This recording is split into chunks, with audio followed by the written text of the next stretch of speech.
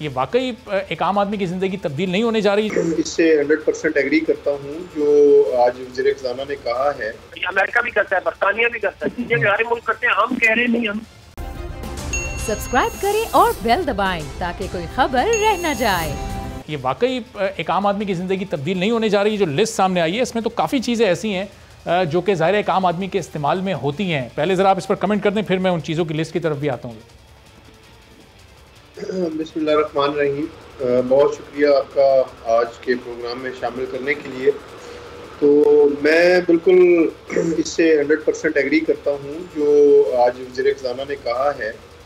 343 billion का जो है ये जो इस वक्त जो टैक्स एग्जेम्पशन जो हैं वो ख़त्म की गई हैं, कोई नया टैक्स नहीं लगाया गया। और जो हमारी प्रिविलेज क्लास है उनको जो है उनकी प्रिविलेजेस ख़त्म की गई हैं, या उनके यूज़ की जो आइटम्स हैं उन्हीं के ऊपर जो है वो एग्जेम्पशंस ख़त्म की गई हैं। जो आम आदमी के इस्तेमाल की चीज़ें हैं उनमें एज इट इज़ एग्जेम्पशंस मौजूद हैं। अब मेन सबसे पहले तो फूड आइटम्स हैं, उनकी बात करेंगे तो rice, wheat, Vaseline and local supply of other grain. जितनी भी हमारी लोकल ग्रेन्स हैं या व्हीट है, राइस है, जो आम आदमी के खाने की चीज़ें हैं, supply of fruits and vegetables जो लोकल हमारी प्रोडक्शन है उसके ऊपर, और इसके अलावा अफ़गानिस्तान से जो भी सब्जियां और फल आते हैं उनके ऊपर, बीफ, मटन और पोल्ट्री, फिश, एग्स जो आम आदमी के खाने की चीज़ें हैं उनके ऊपर, शुगर केन के ऊपर, beet sugar, zero rating on milk and fat filled milk is retain. तो ये सारी चीज़ें जो आम इस्तेमाल की खाने की जितनी भी चीज़ें हैं आम आदमी के, तो मैंने सारी गिन दी हैं आपके सामने। और ये जो है वो इससे एग्जेम्प्ट हैं, इनके ऊपर किसी किस्म का कोई टैक्स लेकिन फैजुल्लाह साहब चलें, ये इन खाने पीने की चीज़ों पर टैक्स नहीं है, लेकिन ये बेकरियों और रेस्टोरेंट्स पर टैक्स लगाया गया है। जब उन पर टैक्स लगेगा तो वो ये टैक्स ज़ाहिर है एक आम आदमी पर मुंतकिल करेंगे, प्रोडक्ट की कीमत बढ़ाएंगे। कैटरर्स पर, होटल्स पर टैक्स लगाया गया है। एक आम आदमी के घर में भी शादी होती है तो वो खाना घर में तो नहीं बनाता, वो कैटरिंग का ही रुख करता है, वहाँ भी उसको ये महंगाई का सामना होगा। पैकिंग में फ़रोख्त होने वाले जो मसाले हैं उन पर ये 17% सेल्स टैक्स लग गया है। हर घर में पैकेट के मसाले इस्तेमाल होते हैं, वो एक आम आदमी हो या कोई अमीर आदमी हो। तो ये बहुत सारी ऐसी चीज़ें हैं जिसका असर तो आम आदमी पर पड़ने जा रहा है। फैजुल्लाह साहब देखिए, मैं आपको बताऊं, अभी भी आपने जो चीज़ें गिनी हैं, जो आम आदमी के ऊपर जो इस आ रहा है, इसका इम्पैक्ट वो मैक्सिमम कोई 2 अरब रुपए से ज़्यादा का नहीं है। 3000 अरब रुपए का सेल्स टैक्स ऑलरेडी जो कलेक्शन हो रही है वो 3000 अरब के करीब जो है वो है। तो 2 अरब से मुझे बताएं कि इससे कितना फ़र्क पड़ जाएगा। आयोडाइज साल्ट है, रेड चिली है, और इस तरह की कोई जो छोटी मोटी चीज़ें जैसे मसाला जात की आपने बात की है, तो इससे कितना फ़र्क पड़ेगा। अब जो हाई एंड रेस्टोरेंट्स हैं, मुझे ये बताएं कि उनमें कितने हैं, पाकिस्तान की कितने % पॉपुलेशन जो है जो हाई एंड रेस्टोरेंट्स पे जाती है, या जो बड़े शादी हाल हैं उनमें लोग जाके शादियां करते हैं। हमारे तो रिवाज है, जो मतलब हमारे मुतवस्सित तबका है, लोअर मिडिल क्लास है, वो सारे लोग जो है वो पार्क्स में या जो खुली जगह है वहाँ पे शादियां करते हैं। तो मेरा नहीं ख्याल कि इससे कोई, लेकिन तो खाना केटरिंग से खाना बनवाते हैं, केटरिंग पर टैक्स लगाया हुआ आपने इसमें? बात सुने ना, केटरिंग जो लोअर लेवल पे जो मतलब गली मोहल्ले में जो केटरिंग हो रही है उसके ऊपर तो ऐसा कोई ऐसा नहीं है। दूसरा मैं आपको बता दूं, एग्रीकल्चरल सेक्टर की बात कर लें, फर्टिलाइजर जो है वो इस वक्त पाकिस्तान में दुनिया में सबसे सस्ती आपकी फर्टिलाइजर्स हैं, ठीक है, और इसी वजह से अभी कुछ शॉर्टेज का भी सामना करना पड़ रहा है। लेकिन दुनिया में अब यूरिया जो है वो दुनिया में 10,000 9,000 कुछ रुपए की इस वक्त यूरिया मिल रही है पूरी दुनिया में जो इसकी कीमत है, और पाकिस्तान में वो तकरीबन कोई 1900-2000 से कम में सही जो सरकारी है उस पर दस्तयाब है। हाँ। इसी तरह से ट्रैक्टर्स जो है वो फार्मर की जो बेसिक नीड है, तो उसके ऊपर भी जो रिड्यूस्ड सेल्स टैक्स है 5% वही रखा गया है। पेस्टिसाइड्स जो हैं। लेकिन फैजुल्लाह साहब, जाहिर है कि पूरा पाकिस्तान तो एग्रीकल्चर से एसोसिएटेड नहीं है ना, जाहिर है बहुत सारे और एक बड़ा प्राइवेट सेक्टर भी है, बहुत सारे जॉब्स करने वाले भी लोग हैं। मैं आपकी तरफ वापस आता हूँ। अब आप जाहिर है हुकूमत का मौक़िफ़ उसकी हिमायत ही आप कर रहे हैं कि इससे आम आदमी की ज़िंदगी पर कोई असर नहीं पड़ना। अफनान उल्लाह साहब भी हमारे साथ मौजूद हैं, नून लीग के सीनियर रहनुमा। तो डॉक्टर अफनान साहब, फिर अपोजिशन को इस पर एतराज़ क्यों है? हुकूमत तो ये कह रही है सिर्फ 2 अरब रुपए, शौकत तरीन साहब ने आज प्रेस कॉन्फ्रेंस में बताया, सिर्फ 2 अरब का बोझ एक आम आदमी पर पड़ने जा रहा है, तो ये तो कुछ भी नहीं है उनके नज़दीक। देखिए, जो शौकत तरीन साहब ने कहा कि 2 अरब रुपए का जो है गरीब आदमी बोझ पड़ेगा, और साथ उन्होंने कहा कि 70 अरब रुपए के जो टैक्सेस हैं वो हम लग्जरी आइटम के ऊपर लगा रहे हैं। तो ये जो बीच में बाकी के जो टैक्सेस हैं वो फिर कहाँ किसके ऊपर लग रहे हैं? 2 अरब गरीब पे लग गए, 70 अरब अमीर पे लग गए, तो बाकी का टैक्स भी तो किसी पे लगेगा ना। बात ये है कि बाकी भी तकरीबन 270 अरब बनता है जो बचता है। हाँ, तकरीबन 270 अरब रुपए बनता है जो बचता है, वो बताया वो किस पे लगाया इन्होंने। अब बात ये है कि दोस्त, ये अपना बच्चों के जो दूध है जो अपना उसके ऊपर इन्होंने जो है वो टैक्स लगा दिया। इन्होंने एग्रीकल्चर प्रोडक्ट्स और एग्रीकल्चर के रॉ मटेरियल के ऊपर, केमिकल के ऊपर टैक्स लगा दिया।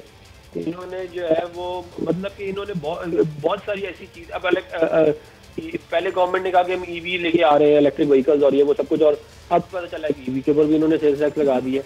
तो ये जो है ये ऐसी चीजें जिससे मेरा ये ख्याल है कि ओवरऑल बहुत सारी जो है वो देखिए बहुत सारी चीजें जो है उनका लिंक डायरेक्टली नहीं होता, लेकिन ज़ाहिर है अगर आप एग्रीकल्चर पर टैक्सेशन करेंगे तो उसका इम्पैक्ट जो है वो फूड आइटम्स के ऊपर आएगा ही आएगा, और ज़ाहिर है उसका इवेंचुअली इम्पैक्ट जो है वो आपकी इन्फ्लेशन के ऊपर भी आएगा। तो मेरा ख्याल है ये कहना कि इसका 2 अरब रुपए का इम्पैक्ट है, मेरा ख्याल है ये एक बड़ा क्या कहते हैं टनल किस्म का व्यू है। इवेंचुअल इम्पैक्ट इसका कई 100 अरब रुपए का ही है जो कि गरीब लोगों को बर्दाश्त करना पड़ेगा। और ये ऑलरेडी जब आपको मालूम है कि लोगों की जो है ऑलरेडी मतलब कि इसका बाइंग पावर तकरीबन जो है वो ख़त्म हो चुकी है, उनके ऊपर ऑलरेडी इन्फ्लेशन जो है वो स्काई हाई है। उसके ऊपर आप यही है कि जल्दी के ऊपर आप तेल छिड़क रहे हैं इस मिनी बजट के थ्रू। और इससे भी ज्यादा अहम बात यह है कि देखिए ये जो हम सरेंडर कर रहे हैं ना अपना स्टेट बैंक के जो मामलात है IMF को जी, ये बहुत ज्यादा खतरनाक है। अच्छा। इसके अंदर जो है वो IMF जो है के थ्रू स्टेट बैंक। साहब ये स्टेट बैंक वाले मामले पे जरा हम थोड़ा सा आगे चलकर जरा गुफ्तगू करते हैं। पहले जरा फैजुल्लाह साहब से मैं इसका जवाब ले लूँ कि आपने बताया कि 70 अरब का ये जो टैक्स है ये अमीरों पर हो गया, 2 अरब का एक आम आदमी पर हो गया, 72 अरब बनते हैं, तो ये बकिया 260-265 अरब फिर फैजुल्लाह साहब ये कहाँ से कलेक्ट करेंगे फिर आप लोग? ये जो मैं आपको बता दूं, ये या तो वो जो भी इंडस्ट्रीज हैं वो इसको जिन भी चीज़ों के ऊपर लगेगा वो अपना जो है वो क्लेम करेंगे, रिफंड क्लेम करेंगे, और 72 घंटे के अंदर उनको रिफंड होगा, या फिर जो है वो उनकी एडजस्टमेंट होगी उनके टैक्स के अगेंस्ट। सबसे ज़्यादा जो मैं आपको बता दूं IMF का जोर था वो था कि आप इनकम टैक्स के अंदर इंक्रीज करें, तो उसके ऊपर गवर्नमेंट ने IMF की बात नहीं मानी और इनकम टैक्स के जो पुराने रेट्स हैं वही बहाल रखे गए हैं, उसमें कोई किसी किस्म का कोई इजाफा नहीं किया गया। तो ये एक हाथ से अगर वो गवर्नमेंट को इदारे देंगे और दूसरे हाथ से उनको वो पैसे वापस मिल जाएंगे विद इन 72 आवर्स। और मैं आपको बता दूं कि पहले 17% सेल्स टैक्स जो एक्सपोर्टर्स के ऊपर, जो हमारी एक्सपोर्ट इंडस्ट्री है उसके ऊपर लगा है, और अल्हम्दुलिल्लाह FBR इस वक्त बेहतरीन परफॉर्म कर रहा है, और 72 घंटे का कहा है तो वो तकरीबन जो एवरेज आती है वो जो अपनी डॉक्यूमेंटेशन कंप्लीट करते हैं वो 40 से 50 घंटे के अंदर जो है उनको रिफंड्स उनके वापस मिल जाते हैं। तो इसी तरह जो बेसिक पर्पस जो है इस सारी एक्सरसाइज का वो टैक्स बेस को ब्रॉडन करना है। अच्छा। और इसके साथ साथ लोगों को जो है वो सिस्टम के अंदर लेके आना है, ताकि जो हमारा जो लोग इस वक्त हमारे इकोनॉमी के जो डॉक्यूमेंटेड इकोनॉमी है उस सिस्टम से बाहर हैं, उनको डॉक्यूमेंट करके तो वो सिस्टम के अंदर आ जाएंगे। और मैं आपको बता दूं कि इन स्टेप से जो मैं मसलन फार्मा की बात कर लूँ तो फार्मा के ऊपर जो लोकल हमारी यहाँ पे प्रोडक्शन है उन लोगों को मैं पहले उनकी जो बिजली के बिल हैं दूसरी चीज़ों के ऊपर जो टैक्स लगता था वो उनको वापस नहीं मिलता था, तो अब उनको वो वापस मिलेगा और 20% तक जो है वो अद्वियात जो है वो इंशाल्लाह सस्ती होंगी। अच्छा, चलें अब इसमें ज़ाहिर है शौकत तरीन साहब ने स्टेट बैंक की से मुतालिक भी गुफ्तगू की आज, और उन्होंने ये भी कहा कि इदारों को खुद मुख्तारी देना PTI के मंशूर में शामिल है और स्टेट बैंक का बोर्ड हमारे पास ही रहेगा। तो ये किस तरह से इसकी खुद मुख्तारी सरेंडर हो रही है अफनानुल्लाह साहब? और ज़ाहिर है कि एक अपोजिशन का भी एक मौक़िफ़ रहा है कि जी नैब आज़ाद हो, अदालतें आज़ाद हों, FIA आज़ाद हो, खुद मुख्तार हो। तो अगर ये हुकूमत स्टेट बैंक को भी खुद मुख्तार करने जा रही है तो फिर क्या एतराज़ है आपको?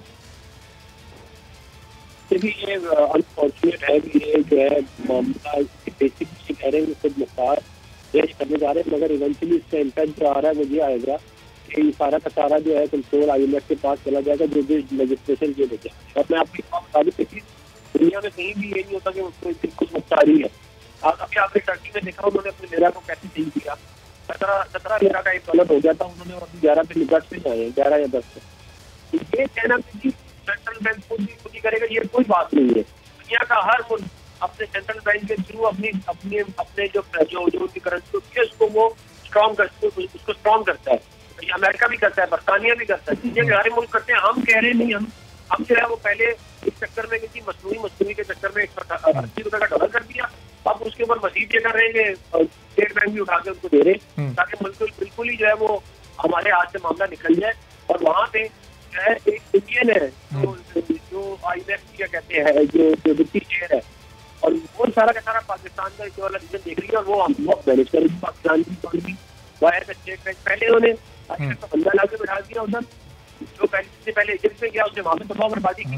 लेकिन अफसान साहब, फिर अगर IMF की शराइत ना मानी जाए तो फिर इसके अलावा क्या ऑप्शन है हुकूमत के पास? ज़ाहिर है अगर कर्ज की किस्त लेनी है, एक इदारे के पास आप गए हैं और ज़ाहिर को पहली बार नहीं गए, 4 बार आप भी जा चुके हैं, 9 बार पीपल्स पार्टी भी जा चुकी है, तो उनकी शराइत अगर इस वक्त मानना बड़ा ज़रूरी है तो फिर इसके अलावा हुकूमत और क्या कर सकती है? अपोजिशन से तजावीज़ मांग रही है, अपोजिशन तजावीज़ नहीं दे रही इनको।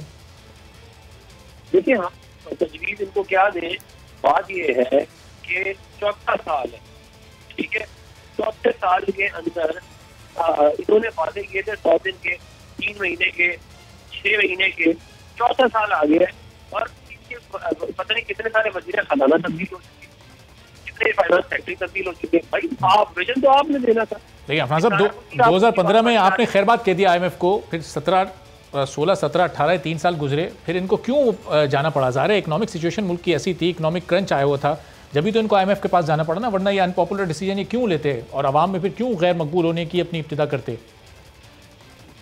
देखिए ये लोग IMF के पास गए हुकूमत में आने की कोई दस नहीं है। पहली तो बात यह है कि मुल्क की फॉरेन एक्सचेंज रिजर्व हमें $13 बिलियन पे मिले थे, हम $16 बिलियन पे छोड़, ठीक है।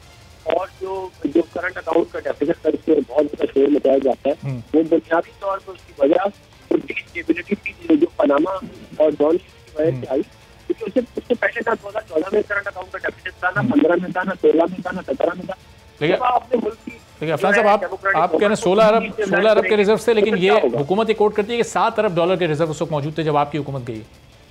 नहीं, बात गलत है। मैं total foreign exchange reserve $16 billion थे। आप पेशेंट निकाल के कहेंगे तो मैं आपको डॉक्यूमेंट भेज देता हूँ, मेरे पास वो है पड़ा हुआ, और इसका जो है वो 19 बिलियन है टोटल फॉरेन एक्सचेंज रिजर्व। ये कहते हैं कि स्टेट बैंक के पास 7-8 बिलियन थे, फिर ये वो कोट कर देते हैं, जो कमर्शियल बैंक वाले वो कोट नहीं करते, इसलिए वो कम बताते हैं। हालांकि इनको बात पीपल पार्टी ने हमें $13 बिलियन टोटल दिए थे, हमने इनको 16 दिए। उसके ऊपर ये कह रहे हैं कि हमारे पास वो अगर इनको 13 मिलते तो फिर इनको पता चलता है कितना मुश्किल था। जब हमें मुल्क मिला था तो $13 बिलियन के फॉरेन एक्सचेंज रिजर्व थे, लोड शेडिंग की जो है वो रोजाना कम धमाके होते थे, कराची में तबाह बर्बादी थी, फिर भी हमने उनको संभाला था। हमने नहीं कहा कि हम क्या करें, हम तो आपने मुल्क में आप जबरदस्ती मुसल्लत शुदा टोला है, आप बताएं कि क्या कहते हैं हमसे ठीक है, आपके इकोनॉमिक मैनेजर अच्छे होते, वो जाके खुद नेगोशिएट अच्छी तरह करते, ये तो आप लोग सही। तो फैजुल कामोका साहब, ये इस मौशी बहरान से तो आपकी हुकूमत को निकालना था इस मुल्क को, लेकिन ये तो IMF के प्लान में और इस दलदल में धंसता ही चला जा रहा है। ये कर्ज मुल्क पर बढ़ता चला जा रहा है। सबसे ज़्यादा कर्ज अब तक ये इस 4.25 साल में पिछली 2 हुकूमतों से ज़्यादा आपकी हुकूमत ले चुकी है। कहाँ जाकर ये सिलसिला रुकेगा? देखिए ये बिल्कुल सही बात नहीं है। अभी जो मेरे भाई बात कर रहे थे वो क्या शायर ने कहा है, बुत है हमको कहें काफिर अल्लाह की मर्जी है। जो मतलब आपने पहले कह दिया कि 4 दफ़ा ये गए हैं, 9 दफ़ा पीपल्स पार्टी वाले गए हैं, और जो भी सर्कमस्टेंसेस हालात ये हमारे लिए छोड़ के गए, तो पूरी दुनिया हालात से वाकिफ़ है। आप यकीन कीजिए कि अफ़गानिस्तान जो तालिबान ने अभी वहाँ पे गवर्नमेंट गिराई और वहाँ पे कब्जा किया, उनके हालात भी इतने बुरे नहीं थे जितने बुरे हालात में पाकिस्तान की गवर्नमेंट तहरीक इंसाफ को मिली। और इमरान खान साहब के अलावा कोई वजीर आजम कोई और शख्स होता तो शायद वो इस मुल्क की बागडोर संभालने से इनकार कर देता। 2 हफ्ते के तो रिजर्व नहीं थे हमारे पास जिससे हम अपनी इंपोर्ट्स को सपोर्ट कर सकें। तो अब जिन हालात का इमरान खान की गवर्नमेंट ने सामना किया है, और मैं यकीन कीजिए जिस वक्त पेंडेमिक आया था उस वक्त कोई बंदा तसव्वुर नहीं कर सकता था कि यानी इतने अच्छे तरीके से चीज़ों को कंट्रोल कर लिया जाएगा या पाकिस्तान इस जगह पे मौजूद होगा। यानी लास्ट ईयर की हमारी जो हमारी ग्रोथ है वो 4% है,